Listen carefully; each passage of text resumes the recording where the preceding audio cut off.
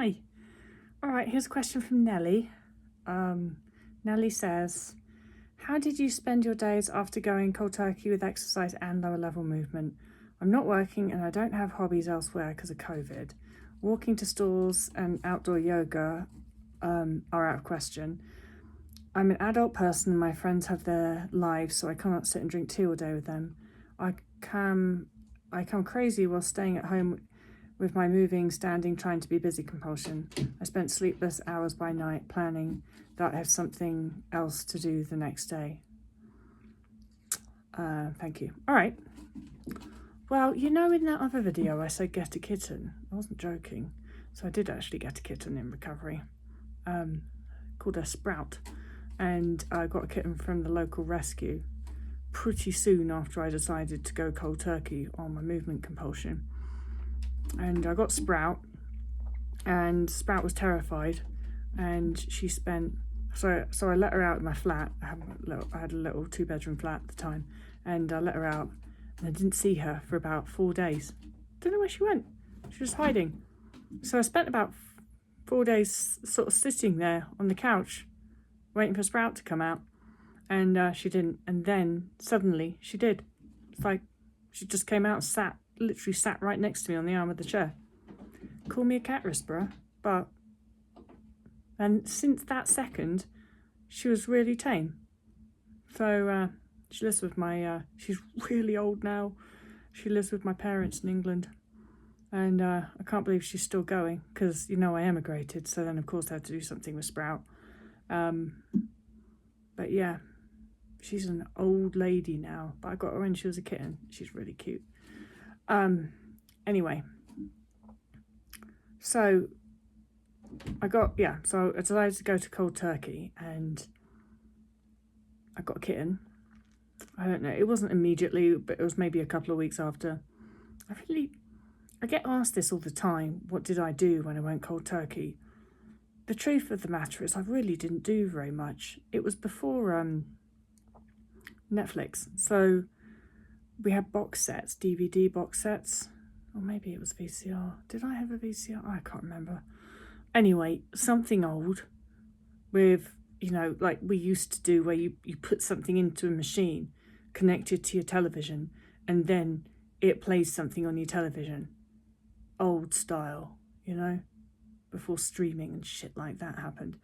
And the box set that I had to hand was Sharp. I can't even remember which Sharp it was. Do you know what Sharp is? It's Sean Bean, or Sean Bean, as my dad calls him. And it's just some kind of battlefield. I don't even know what they're doing. I didn't pay much attention to it. I did watch it all though, but I didn't go in. I didn't absorb it. I can't remember. Anyway, they're mostly galloping around on horses with swords and shit. Or maybe they had guns, I can't remember. But that was what I did. I watched Sharp. So I watched this box set. It's quite long. And then I got another box set. It was probably, I was just going to my parents' house and nicking their box sets that they didn't watch anymore. So I probably watched all of ER as well. And that was it. I did a lot of eating. That's how I entertained myself. And I think this is why the question comes up quite a bit, is because people feel a bit paralysed because they think, fuck, if I'm not doing compulsive movement, what am I going to do? And do you know the reason that feels scary to you?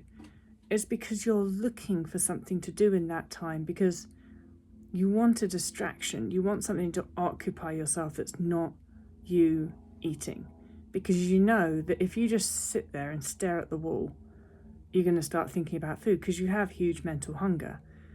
And so you're looking for something else. You're looking for something to occupy you so that you can be like, all right, I'm doing this thing, I'm not thinking about eating. I'm doing this thing, I'm not thinking about eating. That's why you are so attached to the compulsive movement, because it keeps you busy. And when you have an eating disorder, leisure time is scary as fuck, because as soon as you're not busy, you're going to want to eat. And that's terrifying. And so there lies the problem, doesn't it? And that's exactly the answer stopping the low-level movement, you're not supposed to then fill that time with something else that occupies you. Oh, I almost got him. Oh, no, he went. I had an aspo visit, but he went. You're not gonna, like if you then fill that time with other stuff so that you're occupying yourself and then unable to you're using it as a form of restriction, occupying yourself. So then it's a bit like, what was the point in stopping the compulsive lower level movement? Because you're just doing something else. What if you turned into a compulsive jigsaw puzzler and you compulsively solve jigsaw puzzles, and then you could play this game with yourself, whereas I have to do 100 pieces before I'm allowed to eat something, because that's the shit I would have pulled and had an eating disorder. It would immediately have turned into some OCD crappy game. And you may as well just kept on doing low level movement, honestly, because it's the same sort of thing, isn't it? So you have to be really brave and just say, I'm just going to do nothing and see what happens. I'm going to read a book a bit. I'm going to watch some Netflix, blah, blah, blah, blah, blah, blah, And yeah, most of the time, you'll be sitting there and your mind will go to food. And you know what you've got to do with that, don't you? You've got to get up and eat, because that's mental hunger. You have to set yourself up. When you properly go into recovery, you stop with the compulsive movement, you stop with the exercise, and you start unrestricted eating. You have to create the space for that. You have to sit there and say, all right, bring it on, let's go. Otherwise, what's the point? All right, bye.